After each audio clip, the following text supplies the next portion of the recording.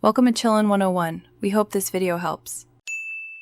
You start by verifying prerequisites and creating the minimal files.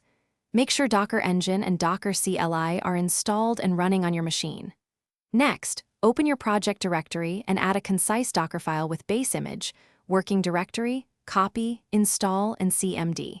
Once done, build a local image quickly with docker build tmyapp dev, and check it with Docker images. These first steps prove the environment works and prepare you for composing services and testing containers locally now.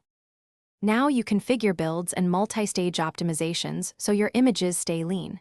Start by adding Docker ignore to exclude node modules, logs, and other heavy files. Create a multi-stage Docker file, one stage for building artifacts, a slimmer final stage for runtime.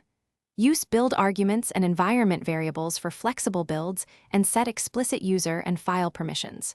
Once built, tag images with semantic versions and push to your registry with Docker push. These steps reduce image size, speed deployments, and simplify CI integration. Finally, run and test containers and wire services together. Use Docker run with p, env name, and rm flags to expose ports, pass secrets, and keep the environment tidy. For multi-container projects, define services in Docker Compose. Iml and run Docker Compose up build to orchestrate networks and volumes. Once running, inspect logs with Docker logs, check healthy status with Docker inspect, and exec into containers for quick debugging. If builds fail, clear the build cache and confirm base image tags and network.